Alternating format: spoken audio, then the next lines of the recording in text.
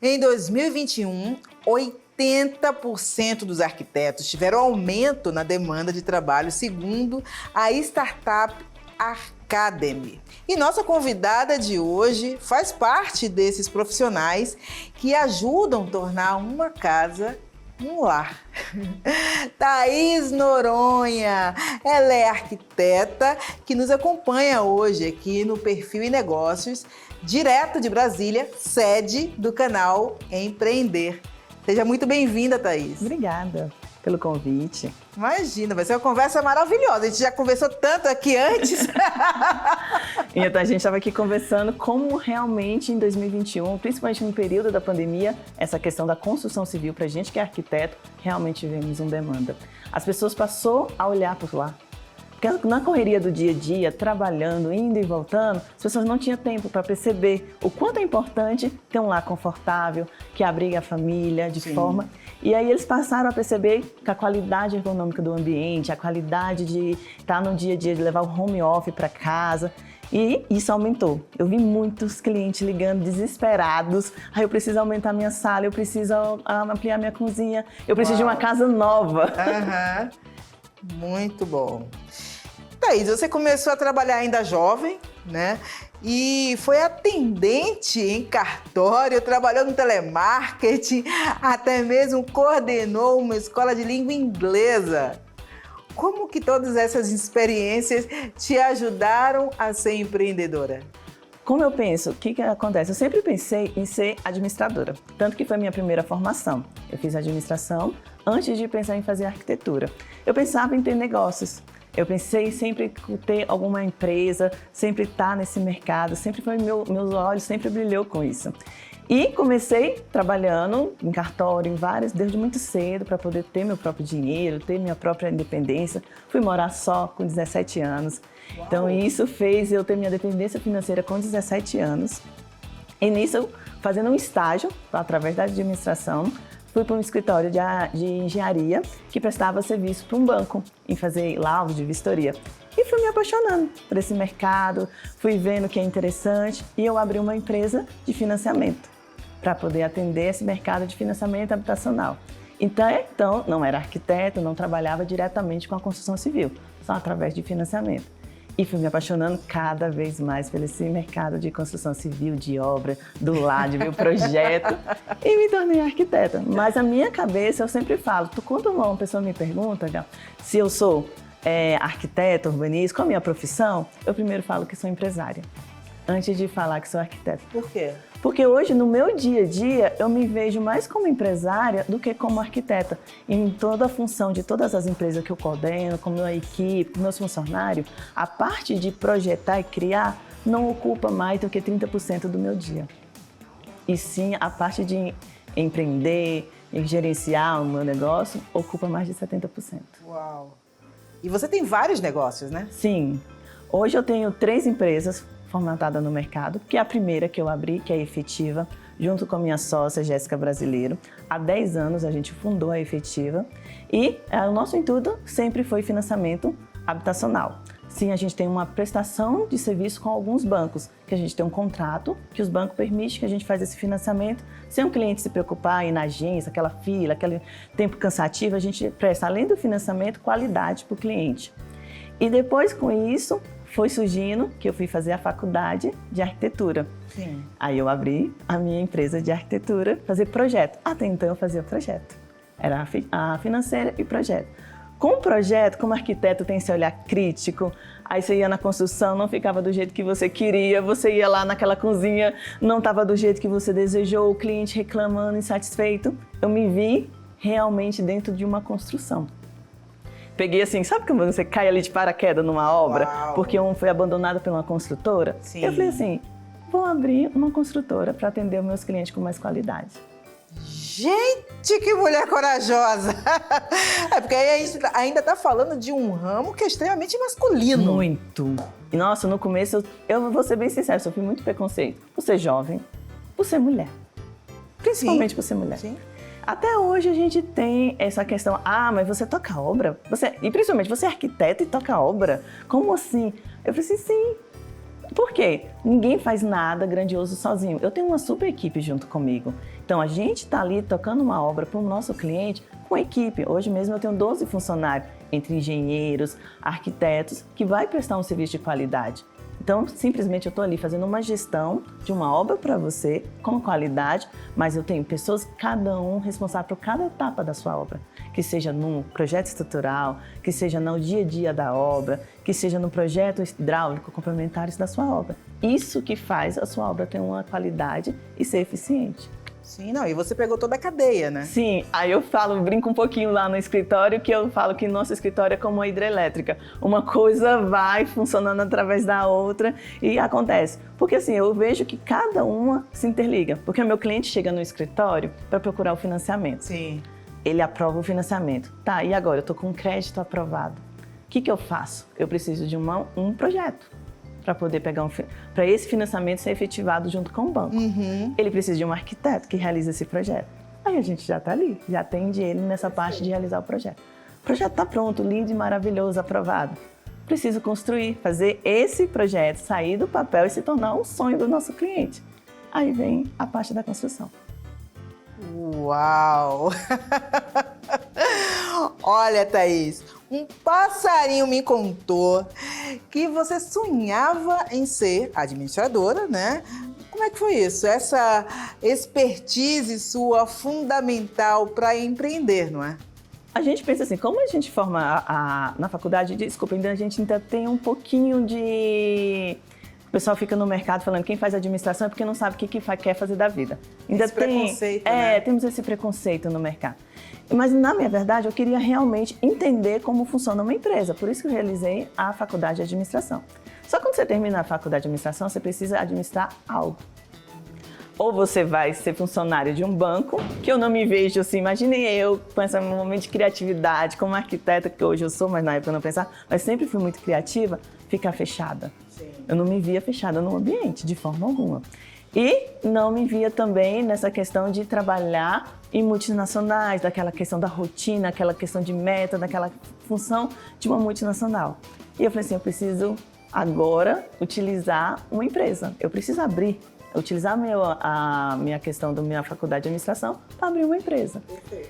E como eu estava já estagiando no escritório, né, de arquitetura e engenharia, eu falei assim, por que não me tornar arquiteta? Já que eu apaixonei por isso, durante o meu estágio durou 1 ano e 6 meses na época, me apaixonei vendo o dia a dia da obra, vendo os projetos, vendo a felicidade dos clientes a ser entregue, vendo algumas coisas que poderiam ser melhoradas, porque a falta de tato, porque às vezes as pessoas acham que a pessoa só quer uma casa. Não, ele quer um lar personalizado para ele. A casa do meu sonho não é a casa do seu sonho. O que eu desejo não é o que você deseja. O meu estilo não é o seu estilo. Então, a gente no escritório temos isso, não existe o nosso estilo. Todo mundo chega assim, qual é o estilo do escritório? É do cliente, é o sonho dele. É o respeito ao cliente. É o respeito ao cliente. E isso fez eu ir para esse mercado como empresária, pensando no ramo de construção civil. Uau! E você como mulher, né, deve ter toda essa atenção a esses detalhes, né? Sim. A gente, o olhar, nossa, é muito mais delicado na obra. Todo mundo fala, existe a diferença de uma obra que tem um arquiteto presente ali junto e uma obra que foi executada por não meus amigos engenheiros, não é uma briga nem uma rincha, mas uma obra tocada com engenheiro. Contra fatos não há argumentos. A gente somos amigos, eu adoro vocês, mas essa questão realmente tem uma delicadeza, temos a questão de não aceitar. A gente sabe como aqueles 30 centímetros de afastamento naquela parede vai fazer diferença na hora de fazer um armário. Para outras pessoas não difere, mas para a gente faz muita diferença. Uau! Gente, realmente é um aprendizado aqui. Agora eu quero saber o seguinte, Thaís, me conta, como foi e quando foi esse seu primeiro contato com a arquitetura? Foi nesse estágio, é isso? Foi no estágio. Meu primeiro contato com a questão de arquitetura, de construção civil, foi no estágio. Até então a gente vivia nas obras de família, né? Nossos pais fazendo reforma em casa, então eu só entendia que obra era dor de cabeça, que era cansativo, que arquiteto era caro. Não é. Não? Não Como é. assim? Obra é dor de cabeça quando ela não tem uma gestão. Quando você deixa na mão da informalidade, você contrata um pedreiro que ele tem uma boa mão de obra, porém ele não tem a compreensão de um projeto. Existe, por isso que eu falo, cada um tem a sua qualidade no seu ramo. Então, assim, por mais que eu tenha um pedreiro ou um mestre de obra com muita excelência na questão da execução, ele não vai conseguir te entregar algo desenhado de forma que te atenda na sua obra. E isso gera sua dor de cabeça, porque você vai, como cliente, vai entender que aquela cozinha não te atende somente quando a parede foi construída. E você vai pedir para quebrar. Sim. Aí começa a dor de cabeça, a quebradeira, quebra, faz e refaz. Quando você tem um projeto bem realizado, que um arquiteto chegou para você, explicou, fez você compreender de como vai funcionar cada ambiente do seu imóvel, você fica tão segura dali, naquele momento, com a certeza que aquilo já é o seu sonho realizado, que na obra você não vai pedir para quebrar nada. Então a gente fala que a dificuldade é ir projetos mal feitos para a obra ou nem ter projeto. Sim. Então aí essa é a sua dor de cabeça. E aí o que eu sempre falo, às vezes você que não é do ramo de construção, não é do ramo de arquitetura, vai ter uma convivência com o projeto uma vez na vida, quando vai fazer sua casa dos sonhos. É verdade. E assim, tudo para você vai ser novo.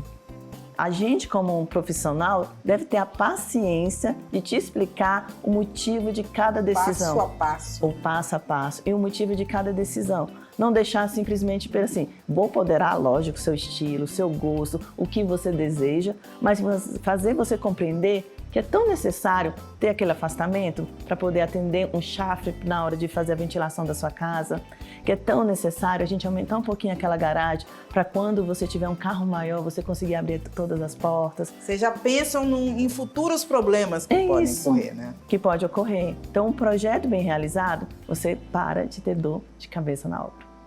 Muito bom. Você está quebrando o meu paradigma em relação à obra, tá? E acho que do público também. Não, obra não é dor de cabeça, desde que você tenha um profissional muito bom do seu lado. E o que te motivou em empreender? O que me motivou a empreender é que eu sempre quis, eu sou daquela pessoa que não me contento com o que eu realizei hoje. Eu sou todo dia, eu quero 1% melhor. Como uma pessoa, até alguns me perguntam qual é o projeto que você mais adorou realizar ou algo nesse sentido. Eu sempre falo para o meu cliente que é o próximo. Porque no próximo vai ter minha experiência dos projetos anteriores que vai realizar aquele projeto de forma mais eficiente. Então, assim, o meu desejo de empreender é isso, eu poder realizar meu sonho de uma casa para o cliente ou de uma empresa do jeito que eu penso que deve ser atendido, servir o meu cliente com qualidade, do que, se eu não fosse empresário, eu estaria trabalhando para outras pessoas. E, querendo ou não, a gente tem que se adaptar à regra das outras empresas. E quando você está empreendendo, você consegue ser novo no mercado, você consegue inovar, você consegue ter seu ritmo, você consegue mudar algumas coisas no mercado que você não acha tão legal. Por exemplo, no meu mercado de construção civil, eu gosto de mudar essa ideia de que não sou estrela, de que achar que o cliente deve fazer o projeto do jeito que eu desenhei, que ele deve aceitar as minhas vontades. Uhum. Então, isso, se fosse em outro escritório, por exemplo, que tem um pouquinho esses arquitetos, o ego, esse desejo de estrela que eu sempre falo, que não, ou você faz desse jeito ou não fazemos o seu projeto. Eu não acho que eu estou realizando um sonho, eu estou impondo algo para aquele cliente. Muito interessante. Agora, qual foi a maior dificuldade que você encontrou no seu início de carreira? Ser mulher. Ser mulher? Na construção civil. É mesmo? Muito. Por exemplo, a minha sócia, Jéssica, na época que a gente abriu a empresa de financiamento, a gente era duas jovens com 20 anos. Vocês tinham 20 anos? Tínhamos 20 anos. Caraca, eu tô impressionada.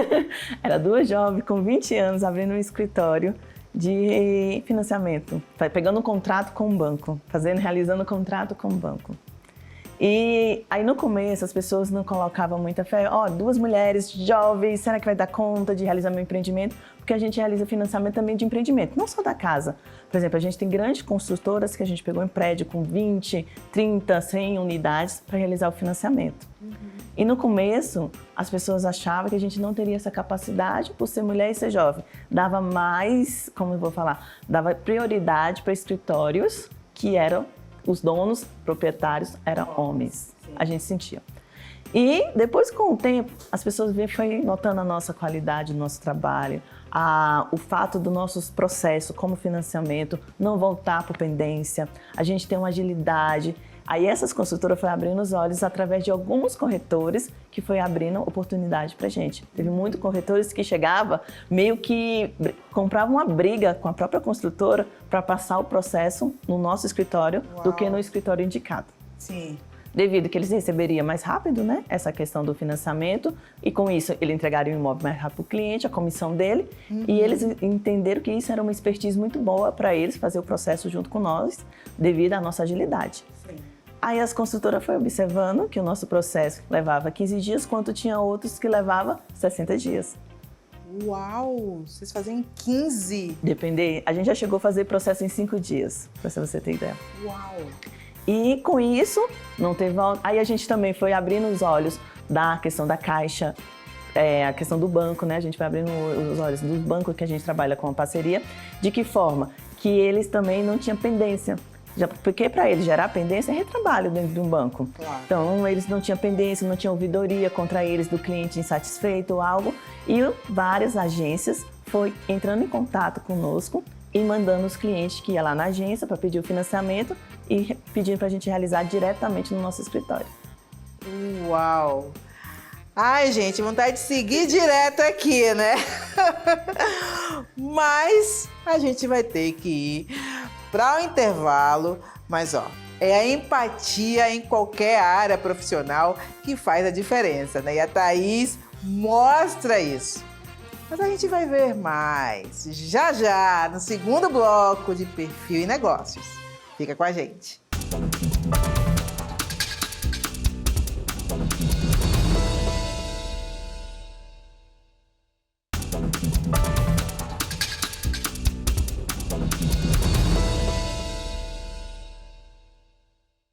Voltamos com o Perfil e Negócios e com a história de empreendedorismo da arquiteta Thaís Noronha.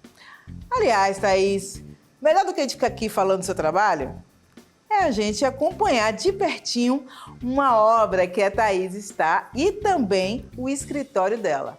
Vamos ver, gente?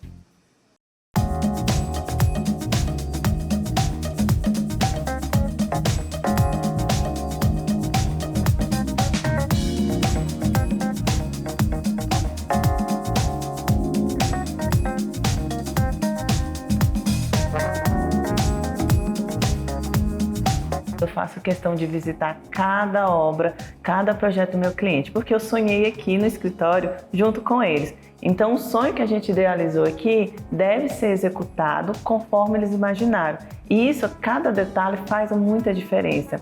Então, eu faço muita questão de estar ali, para essa importância do projeto estar igual ao sonho do cliente, cada detalhe, a questão também de ver se a gente pode melhorar algo na hora que está sendo executado, se esse olhar mais crítico, lá no momento da obra, a gente consegue melhorar essas questões. O acompanhamento da obra de perto é você fazer que o papel se torne realmente o sonho que o cliente desejou. Então, aqui no escritório, a gente está aqui no momento idealizando isso no papel, sonhando junto com o cliente cada detalhe dessa obra. Durante a obra, toda a equipe tem que ter ciência desses detalhes, do porquê que a gente colocou aquela bancada naquela posição, do porquê da iluminação e outros itens. Então, eu acho primordial a gente estar dentro da obra para a equipe ter ciência de todos os detalhes desse sonho desse cliente. No começo foi muito complicado para mim a questão de ser um público feminino presente no público muito masculino, que é a construção civil. A gente teve muita dificuldade, principalmente quando eu iniciei a carreira, eu era muito jovem, sendo arquiteta e querendo executar obra. Então eu tive muita dificuldade para as pessoas confiar no meu serviço, saber que vai ter a mesma qualidade de um serviço do público masculino. E hoje, assim, por mais que eu fiz seletiva com várias pessoas na questão para o escritório, a nossa equipe é dominada por mulheres. Tanto que a minha engenheira que executa a obra presencialmente é uma mulher. E a gente está ali presente em cada detalhe. E a gente vê que a gente está ocupando mais espaço nesse meio do mercado masculino, que é a construção civil. As pessoas estão entendendo que a gente tem a mesma capacidade do que um público masculino de executar uma obra do começo ao fim. E qual é o nosso diferencial? O nosso olhar crítico. A mulher vê cada detalhe ali, super importante na obra.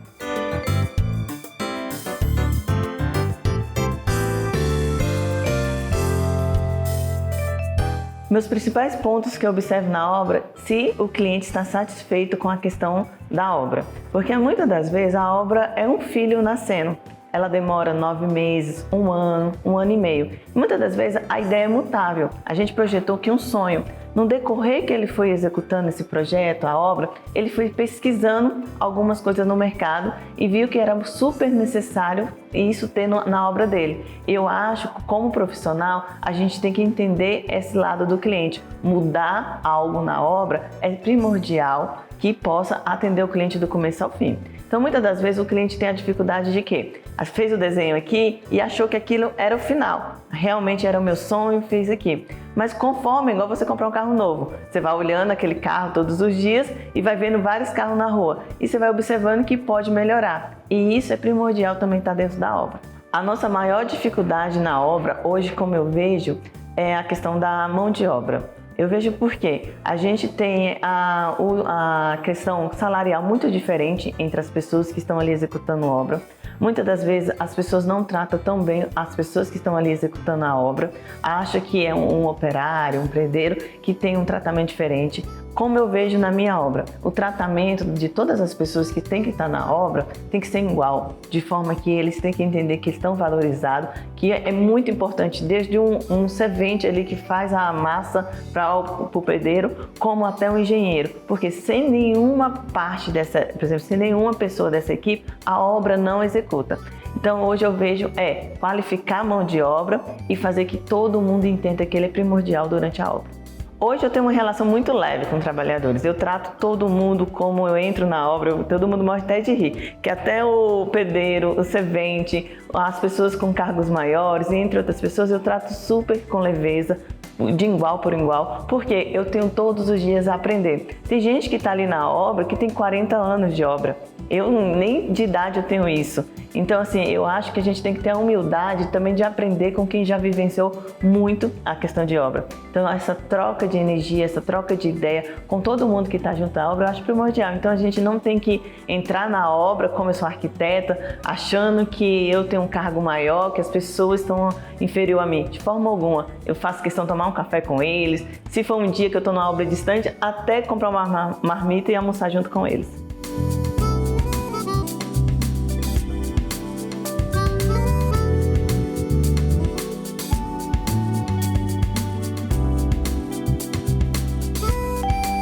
Quando eu vejo tomando vida um projeto é como um filho nascendo, é aquela questão idealizando. Teve até um momento muito especial da minha carreira, foi um dos primeiros projetos de grande proporção que a gente fez aqui no escritório. Quando ele ficou pronto, eu sentei na marquise da quadra de esporte da casa dele, que era uma casa enorme, de 2.000 metros quadrados. E eu olhei assim, meus olhos brilhavam. E o cliente virou para mim: eu sinto que essa casa é mais sua do que minha, que cada cantinho você projetou, cada detalhe você imaginou. Então, assim, é como um filho nascendo, dever cumprido. A questão, assim, eu servi meu cliente, eu consegui estar ali presente numa etapa super importante da vida daquele casal ou daquela família, porque assim, tem pessoas que vai construir uma casa, uma única casa na vida inteira. Vai ser aquela casa que ele vai criar os filhos, que ele vai ver os netos dele e que ele vai até o final da vida. Então eu falo que uma casa não é simplesmente um lar, e simplesmente um sonho realizado. Então, assim, as pessoas têm que entender que eu vejo muito, principalmente depois da questão da pandemia, o quanto as pessoas deram importância no lar. Antigamente as pessoas chegavam, só dormia, corria no dia a dia de trabalho. Hoje as pessoas veem que a casa ela precisa ter a sua identidade, ela precisa ser confortável, ela precisa atender a toda a necessidade da família. Então a casa ela é uma parte primordial da sua família em questão de energia, de qualidade de vida e entre outras coisas. Eu tento ter uma relação super tranquila com o cliente, dele entender que a gente está aqui para servir ele, para atender o sonho dele. Eu não tento colocar que o meu desejo é soberano ao desejo dele. Como eu entendo que tem alguns escritórios que tem aquele famoso estilo. O estilo do escritório é esse, você deve aceitar e se você não aceitar, você está quebrando o contrato com a gente. Eu não. Eu entendo que o projeto é do cliente, o estilo é do cliente. Estou aqui como profissional para colocar isso no papel de forma com qualidade, que realmente possa ser executado e que ele entenda a necessidade de cada ambiente. Então, assim, é com muita leveza.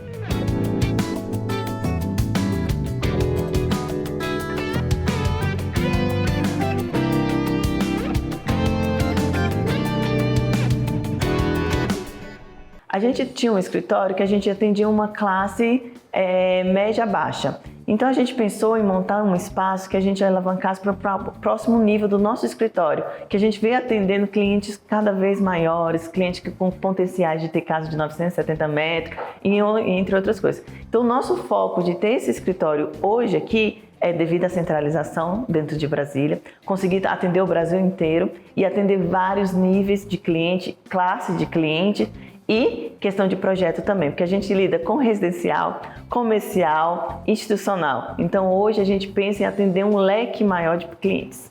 Quando eu fecho um projeto, o que mais preocupa é se realmente o cliente vai ser feliz naquele lar. Se realmente aquele lá vai ser a casa dele. Ou se for um projeto comercial, como a gente atende também, se aquele projeto comercial que o cliente vai realizar, se vai ser um potencial no mercado. Eu tiro um tempo para fazer uma análise com o cliente, para ver qual é o entorno, qual é o tipo de cliente que eles vão atender, por exemplo, no caso comercial. Como a gente já realizou também questão de projeto hospitalar, sobre como funciona a dinâmica de um hospital. Porque eu falo assim, eu vivo várias profissões dentro da minha profissão. Por exemplo, a gente vai fazer um hospital, eu tenho que entender como funciona o hospital. Eu falo para você, eu fiz um pequeno curso de médico. Quando eu vou fazer por exemplo, a gente já realizou academia. A pessoa tem que entender, eu não sei como funciona o aparelho, eu não sei como é a articulação do aparelho, a questão ergonômica. A pessoa que está ali, ele tem que me ensinar como funciona a academia. E eu acho super importante cada projeto eu entender o programa de necessidade do começo ao fim. A parte mais gostosa é a criação. Todo mundo pergunta assim, qual é a parte que eu fico mais feliz na questão de uma obra? É a parte da criação. Que a criação é o sonho que a gente está idealizando. Então a gente tem um momento de criação, que é um momento muito dinâmico aqui no escritório, que eu faço toda a equipe participar, para todo mundo ter uma ideia, para que eu falo assim, a união faz a força aqui no escritório, então todo mundo tendo uma ideia naquele projeto. E quando chega, realmente o projeto ficou terminado, e a gente começou ali fazendo a locação da obra, parece assim, cara, todo aquele esforço, horas e horas dentro do escritório, valeu a pena. Isso está sendo concretizado aqui agora. Uau, muito bom, hein, Thaís? Olha só, gente. A startup Arcademy mostrou que mais de 95% dos arquitetos receberam propostas para readequação de espaços residenciais entre 2021 e 2022.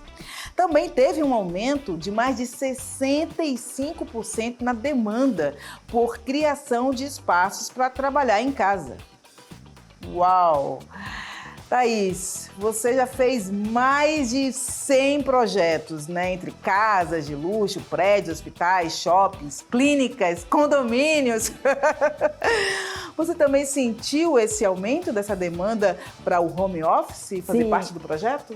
Olha, antes da pandemia, por exemplo, a gente tinha um escritório 100% físico. Depois da pandemia, eu consegui montar meu escritório 100% home office, com todo mundo no meu escritório trabalhar. E notei também que meus clientes foram para residência.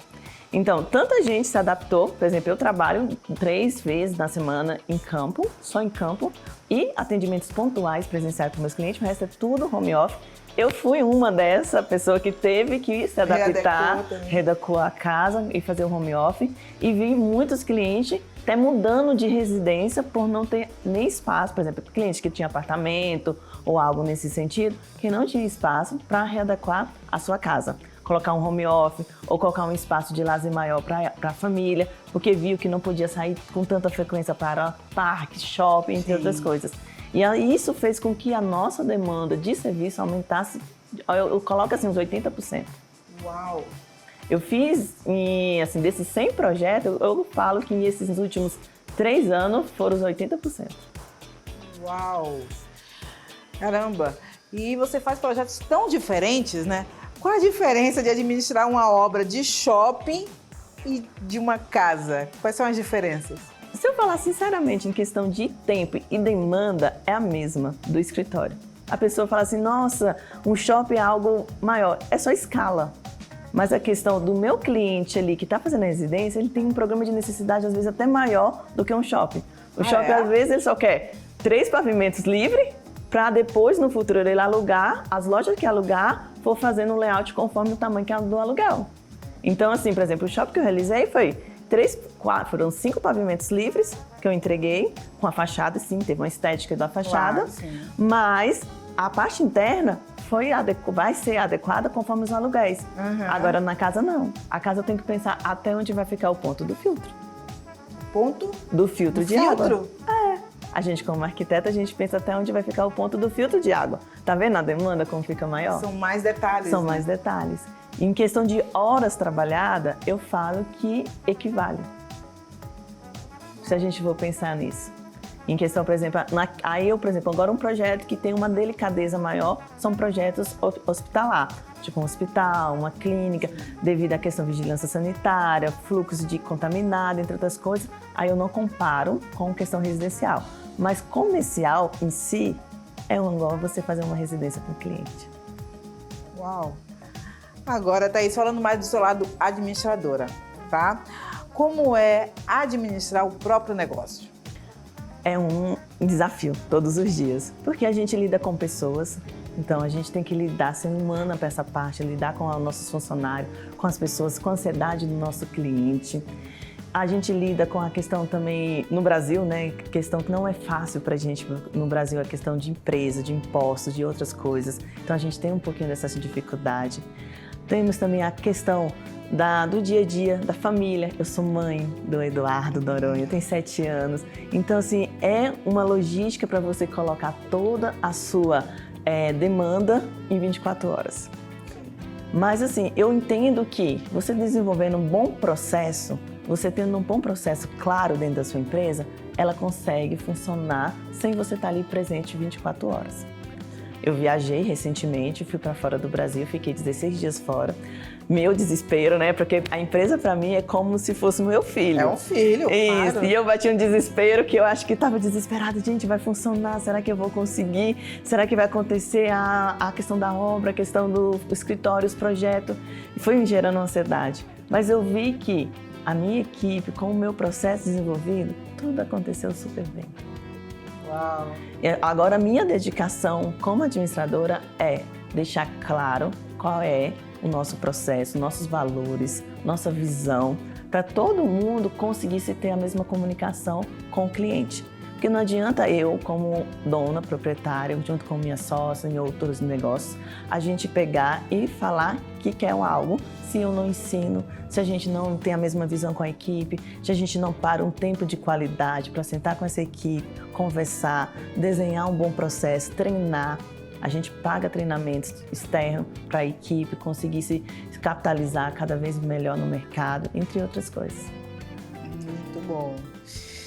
Nossa, Thaís, olha, eu mesma já fiquei com vontade de te levar lá em casa para dar um tapa lá no meu cantinho.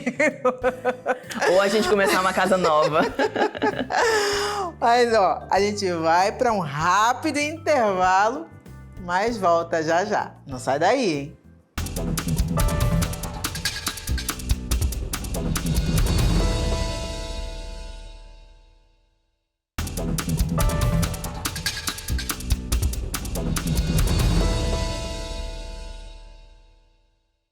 E voltamos com o Perfil e Negócios, com a arquiteta Thaís Noronha, que é a nossa convidada de hoje, e já contou pra gente muitos dos perrengues e das maravilhas que é empreender no mercado da arquitetura. Mas, Thaís, queria saber o seguinte, como é que você... Primeiro, queria saber se você pensa em escalar a sua empresa e como que você pensa em fazer isso? Olha, hoje eu vejo que as pessoas têm que ter o mesmo valor da minha empresa para eu conseguir escalar. O que eu estou fazendo? Parcerias, criando um grupo, que é o grupo Lambris, criando parceria onde pessoas vão ter o mesmo valor, o mesmo pensamento, meio que um treinamento, uma certificação pela minha empresa, que possa a gente atender em outros estados com a mesma qualidade, com o mesmo pensamento da minha empresa aqui de Brasília. Então, hoje eu já atuo assim em algumas obras com parceiros que têm a sua própria empresa, sua própria gestão. A gente faz uma reunião, a gente faz um treinamento onde a pessoa adquire os mesmos valores, adquire o mesmo modelo de processo. A gente tem a parte administrativa, fica centralizada em Brasília, a parte de documentos, a parte de cadastro do cliente, contrato, entre outras coisas, fica centralizada para a gente conseguir ter esse controle, mas a parte operacional, que fisicamente que é impossível da gente de Brasília atuar no estado, né? Às vezes longe, fica pelo esse parceiro. Sim. E a gente entra no contrato que é meio que uma incorporação para aquela realização daquele projeto ou daquela obra que seja, nem que seja até o financiamento. Fantástico.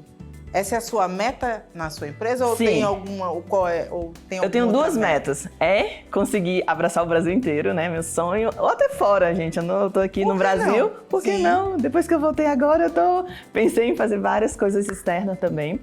Mas a minha meta é estar atendendo o Brasil todo. Outra meta é capacitar algumas pessoas sobre a questão do financiamento, porque ainda é muito novo. E eu vi que isso foi uma virada de chave para o meu escritório, dar a oportunidade do meu cliente financiar a obra dele.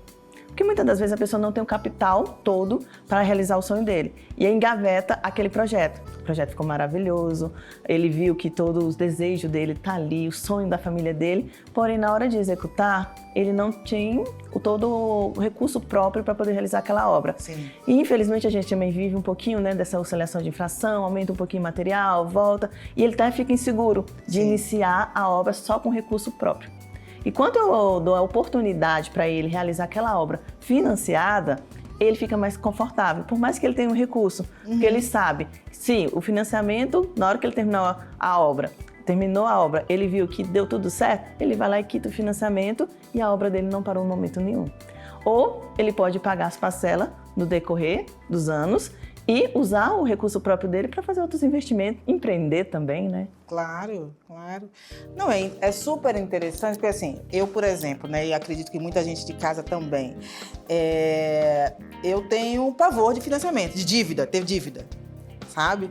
E aqui, só dessa conversa rápida que a gente teve, você já deu um nó aqui na minha cabeça, o quanto que pode ser importante financiar, né, para poder você ter ou sua moradia ou até como investimento.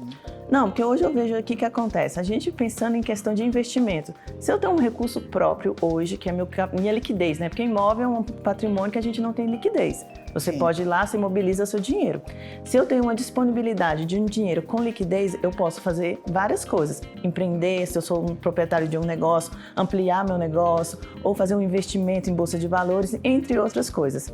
E o financiamento vai me dar a oportunidade de realizar meu sonho hoje, não deixar esse sonho para viver no futuro, realizo meu sonho hoje de ter minha casa própria, não descapitalizo, não mobilizo meu dinheiro e continuo tendo as minhas empresas, continuo tendo meus investimentos sem mobilizar. Se você colocar numa balança e você pensar assim, nossa, mas eu vou pagar grandes juros, ou entre outras coisas. Se você colocar numa balança, hoje as taxas de juros para um financiamento é menor do que o que você consegue de retorno no investimento, numa poupança na vida, ou numa XP, ou em outras coisas, na questão de investimentos. Bom, daí a gente está aqui falando sobre financiamento, né? E eu queria saber de você como é trabalhar com financiamento de obras. O que é que isso significa para você? Eu sempre falo para o meu cliente que o financiamento é um antecipador de sonho. Porque eu antecipo um sonho que eu ia viver daqui 10 anos para até eu conseguir me capitalizar para realizar, ter capital próprio para fazer aquela obra, como eu consigo viver hoje. Imagine você hoje, está com uma família, com um filho de 1 ano. Você quer fazer uma piscina, seu sonho é ter uma piscina em casa, ter um campo porque a criança brincar, jardim, entre outras coisas. Você deixar viver isso daqui 10 anos, quando você tiver um capital, conseguir juntar financeiramente a sua família, seu filho vai ter 10 anos.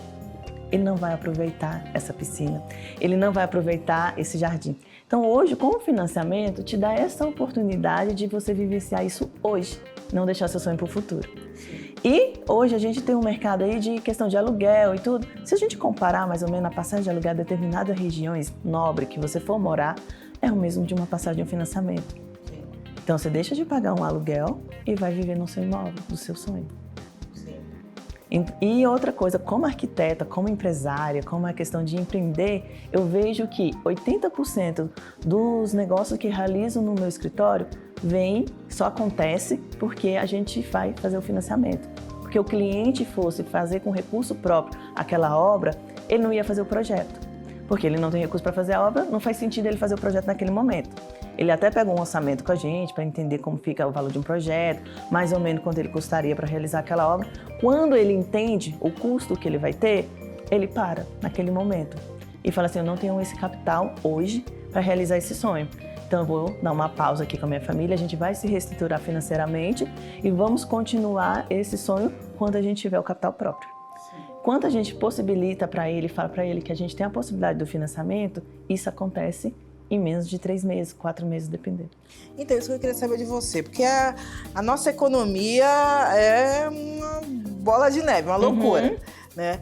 O que você tem sentido nos últimos tempos? Que os financiamentos aumentaram, diminuíram, está estagnado? Como é que está isso? Olha, porque a gente tem muitas taxas no mercado que são fixadas com uma taxa fixa para você. Você não tem essa auxiliação, tipo, se a inflação subir, meu financiamento também vai subir. Hoje a gente tem taxas seguras no mercado para isso.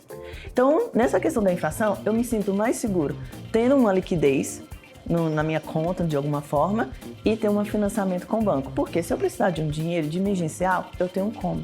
Se tiver uma questão de uma infração, alguma coisa acontecer, eu precisar de dinheiro, eu tiver que vender meu imóvel, e se tiver muito alta essa questão da inflação, meu imóvel vai desvalorizar.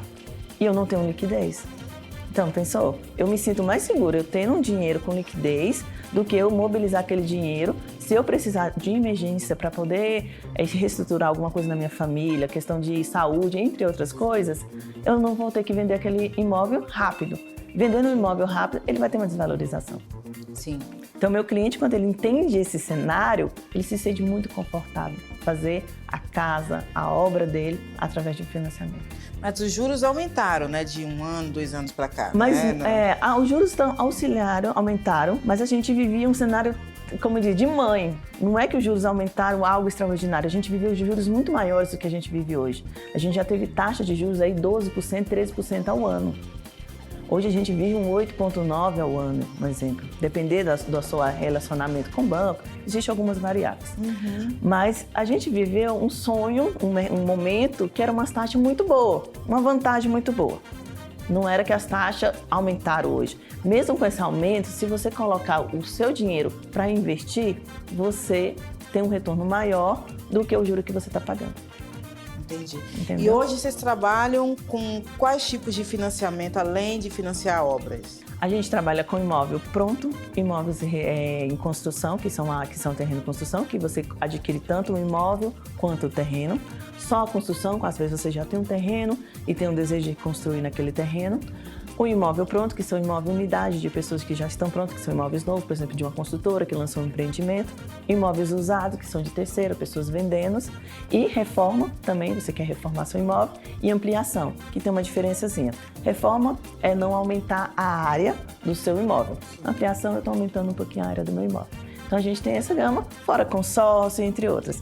Mas como eu falei, nós fechamos um pouquinho o nosso nicho no escritório para ter o nosso carro-chefe, que é o financiamento habitacional, mas a gente tem outros leques de financiamento também dentro do escritório, como consórcio, como consignado, como empréstimo e outras coisas. Uau!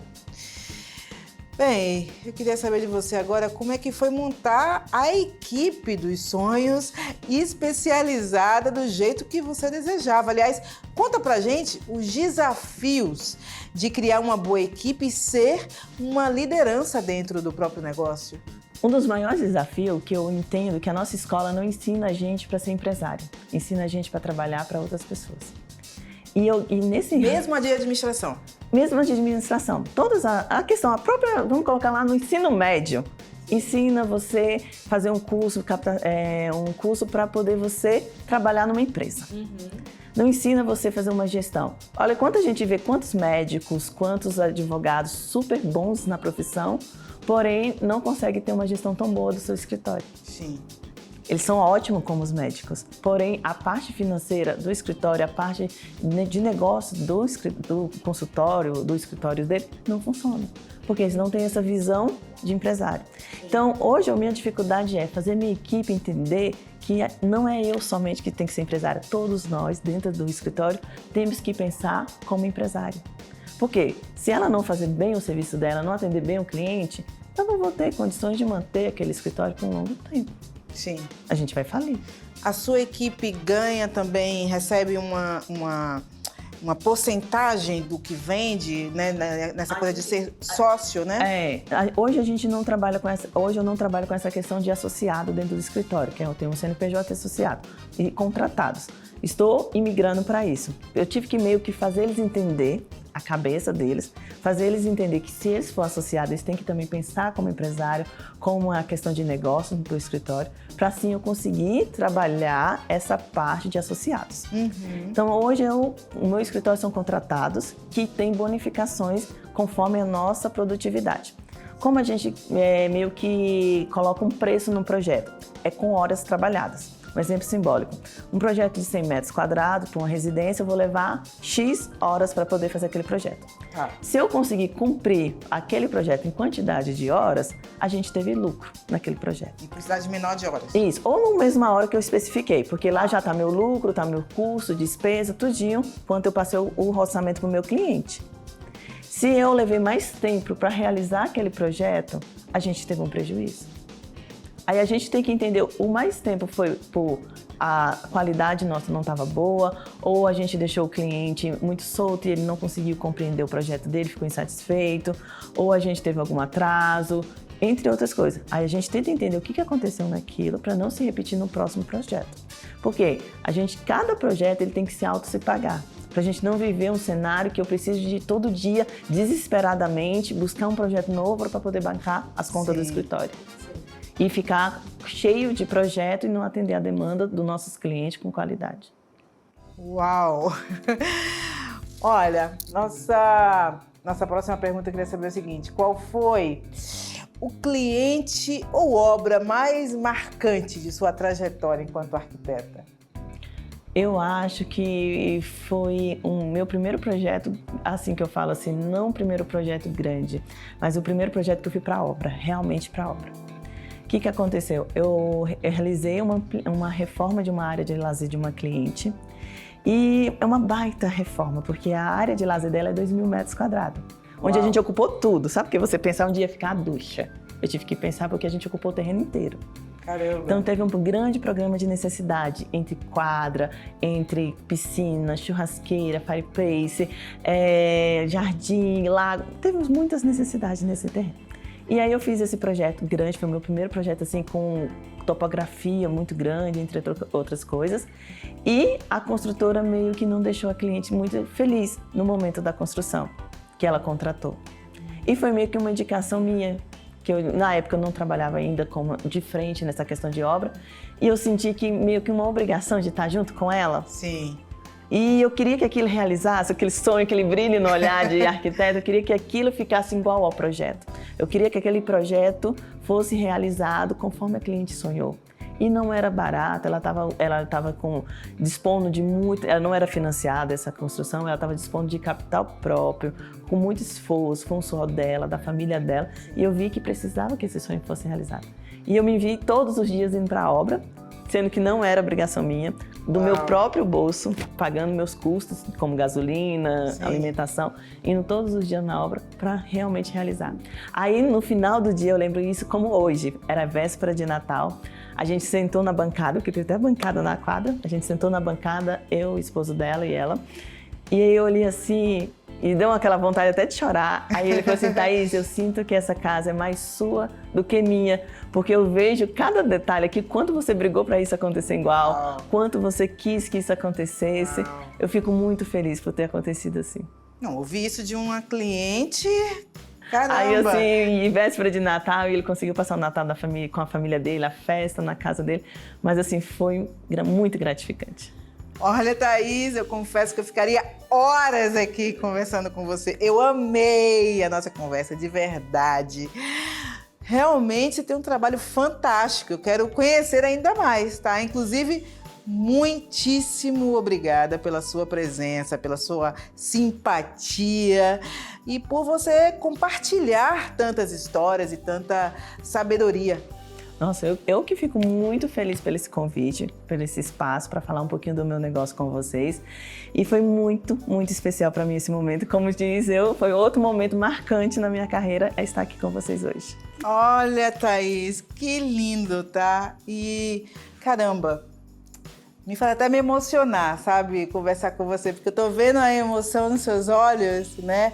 E é tão lindo, porque a gente está falando de negócio, sim, mas ao mesmo tempo a gente está falando de alma, sim, e né? sonhos, de propósito. Né? Muito lindo, parabéns. Eu vejo a arquitetura não somente como um negócio, e sim como a realização de um sonho para aquele meu cliente. Então, assim, é você imaginar que todos os dias ele vai dormir naquela casa, ele vai receber pessoas, ele vai criar os filhos dele naquele ambiente. Então, é o sonho dele, vai fazer parte da vida dele.